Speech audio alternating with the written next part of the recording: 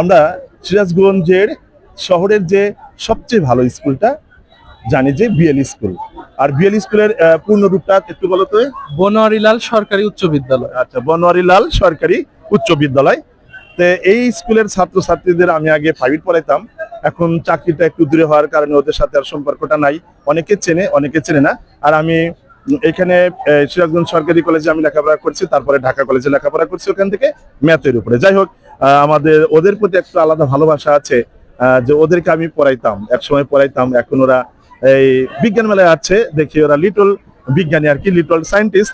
ওরা এখানে সুন্দর করে জিনিসগুলো একটু দেখাও, এগুলো একটু দেখি ওরা কি কি, এগুলো সব কি সুন্দর করে দেখাও। হ্যাঁ, একটু একটু করে দেখাও যে এই যে ওরা কতগুলো জিনিস নিয়ে আছে। এগুলো আমাদের দৃষ্টিকোণ থেকে মনে হবে না, যে মনে হবে সব বোতল নিয়ে আছে, কিছু কিছু বাক্স নিয়ে আছে, মুড়ির টাঙ্কি নিয়ে আছে। কিন্তু এর ভিতরে যে কি ওরা যখন বর্ণনা করবে তখন আমরা বুঝতে পারবো যে আসলে বিষয়টা কি, এগুলা কি নিয়ে আছে আর কি উদ্দেশ্যে, যে মানুষের কল্যাণের কাজে যে কি কি কাজে লাগে, তাই তো।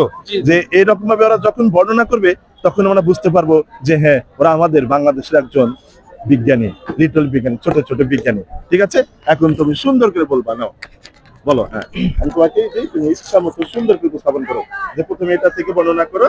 তোমার নাম সুন্দর করে নামটা বলো, তুমি বলবা, সমস্যা নাই, আসবে। হ্যাঁ, তোমার নামটা বলে দাও আগে। আসসালামু আলাইকুম, আমার নাম তাহমিদ। আমি বনোয়ারিলাল সরকারি উচ্চ বিদ্যালয়ের একজন ছাত্র। আচ্ছা আচ্ছা। আমাদের বিজ্ঞান প্রজেক্টের নাম হলো pyrolysis, a way of clean earth. আমাদের মেইন থিমটা হলো ক্লিন আর্থ নিয়ে। বর্তমান পুরো পৃথিবীর সবচেয়ে বড় বার্নিং কোশ্চেনটা হলো প্লাস্টিক এবং পলিথিনের যে বজ্র পদার্থটা আছে, সারা বিশ্বে এর মোট পরিমাণ হলো 950 কোটি মেট্রিক টন। যে যদি আমরা মাটির নিচে চাপা দিতে চাই, আমাদের 56 বর্গ মাইল এলাকা এবং 70 মিটার গভীর গর্ত দরকার, যা প্রায় পুরো কক্সবাজারের আয়তনের সমান।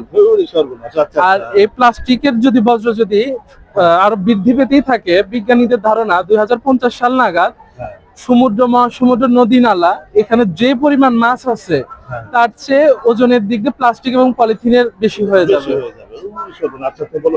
এর সবচেয়ে ক্ষতিকর দিক হলো মাইক্রোপ্লাস্টিক, যেটা সহজেই পচে না। সে অবশ্যই প্লাস্টিক তো পচে না, কিন্তু এটি সহজেই ক্ষুদ্র ক্ষুদ্র মাইক্রোপ্লাস্টিকে পরিণত হয়। হওয়ার পরে মাটির সাথে মিশে যায়, পানির সাথে মিশে যায়, কিন্তু এটা বিক্রিয়া করে না। এর ফলে কি হয়, ওটা সহজে গাছ খনিজ পদার্থের সাথে শোষণ করে। যদি টমেটো গাছ হয়, টমেটো গাছ পুষ্টি উপাদান শোষণ করলো, টমেটোর মধ্যে চলে গেল। ওই টমেটো আমরা খেলে আমাদের ক্যান্সার, হৃদরোগ, হাঁপানি, অ্যাজমা, সকল ধরনের সমস্যা হয়ে যাবে শারীরিক। এগুলোর সাথে আমাদের পুরো যে বাস্তু ব্যবস্থা আছে সেটি ক্ষতিগ্রস্ত হবে। তো আমরা এর জন্য যে সমাধানটা নিয়ে এসেছি সেটা হলো পাইরোলাইসিস প্রক্রিয়া। তো এটা বলে রাখা উল্লেখযোগ্য যে পাইরোলাইসিস প্রক্রিয়াটা কি। পাইরোলাইসিস প্রক্রিয়া হলো এমন একটি বৈজ্ঞানিক প্রক্রিয়া যার মাধ্যমে অক্সিজেন শূন্য পরিবেশে 1000 ATM চাপ এবং 300 থেকে 500 ডিগ্রি সেন্টিগ্রেড তাপমাত্রায় পলিথিন এবং প্লাস্টিককে গলিয়ে বাষ্পীভূত করে তাকে বিভিন্ন জ্বালানি তেলে রূপান্তর করা। আমাদের যে ফ্যাক্টরি মডেল, এখানে আমরা সেই প্লাস্টিক এবং পলিথিনকে দিব, তারপরে আমরা ইলেকট্রিক চুল্লি ইউজ করবো। আর ইলেকট্রিক চুল্লির এনার্জিটা আসবে আমাদের সোলার প্যানেলের মাধ্যমে। এর মাধ্যমে আমাদের গাছ কাটা লাগবে না এবং দূষণ কম হবে। এর মাধ্যমে ধীরে ধীরে আমাদের পেট্রোল, ডিজেল, অকটেন এবং এলপিজিটা চলে আসবে। আর এখানকার একটা ক্ষতিকর দিক হলো, সেটা হলো ক্ষতিকর কিছু গ্যাস উৎপাদন হয়। সেটা আমরা কি করব, এয়ার পিউরিফায়ারে পাঠাবো। পাঠানোর পরে কার্বন গুলা যা আছে, কার্বন গুলাতে আমরা লেখার কালি, কলমের কালি, রঙের কালি করব এবং পরিষ্কার বাতাসটা পরিবেশের জন্য উন্মুক্ত করব। আমাদের যে প্রজেক্ট, এটা হলো আমাদের ফ্যাক্টরি মডেল, আর এটা হলো আমাদের ডামি মডেল। এর মাধ্যমে আমরা আগুনে পুরানোর মাধ্যমে আমরা প্রথমে পেট্রোলিয়ামটা উৎপাদন করেছি। এর মধ্যে আমাদের পেট্রোলিয়ামটা আছে।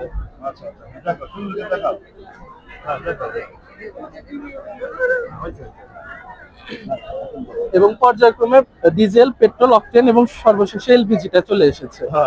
আচ্ছা, এখন আমাদের যে প্রজেক্টটা, সেটা আমাদের এখন পরিবেশ বা দেশকে বা বিশ্বকে কিভাবে উপকৃত করবে। 1 নাম্বার রিজন, সেটা হলো আমাদের পুরো পরিবেশটাকে পরিচ্ছন্ন করে দেবে। আমরা আমাদের নতুন জেনারেশনের জন্য রেখে যেতে পারবো একটি সবুজ পৃথিবী। এবং একই সাথে বর্তমান শুধু বাংলাদেশে নয়, পুরো পৃথিবীর সবচেয়ে বড় ক্রাইসিস চলতেছে হলো ফুয়েল নিয়ে। আমরা এর মাধ্যমে মিনিমাম 100 থেকে 200 বছরের ফিউল বাংলাদেশে উৎপাদন করতে পারবো, যে পরিমাণে প্লাস্টিক এবং পলিথিন আমাদের দেশে আছে। যে এর মাধ্যমে একইভাবে আমরা পরিবেশটাকেও পরিষ্কার করব এবং একইভাবে পলিথিন থেকে আমরা জ্বালানি তেল উৎপাদন করতে পারবো।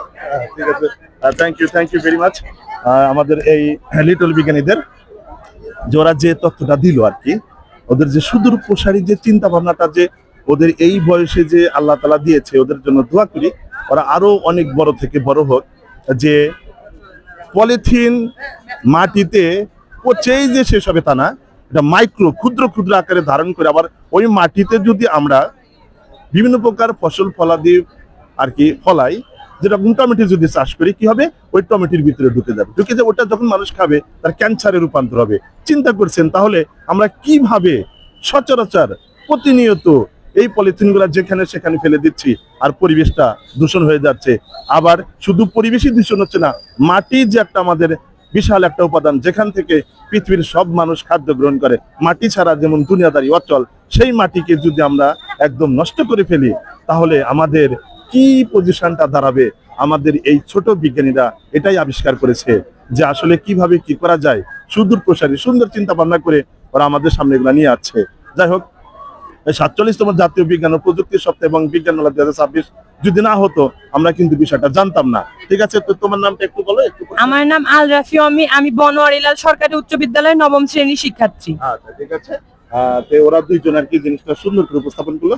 ওদের দুজনকে অবশ্যই ধন্যবাদ দেওয়া দরকার, যে আসলে এই চিন্তা ভাবনাটা সারা বাংলাদেশে ছড়িয়ে যাক, সবার মনে সবার হৃদয়ে জায়গা করে নিক, আর এটা প্রয়োগ করুক। যে এইভাবে আমাদের বাঁচতে যদি হয়, তাহলে সুস্থভাবে যদি বাঁচতে চাই সবাই, তাহলে এই প্রয়োগটা আমাদের অবশ্যই দরকার। ওদের জন্য দোয়া করি, ওরা আরো মানে বড় থেকে বড় বিজ্ঞানী হয়ে যায়। ওকে, আল্লাহ হাফেজ, ভালো থাকবে তোমরা সবাই। হ্যাঁ, আসসালামু ঠিক আলাইকুম। আছে।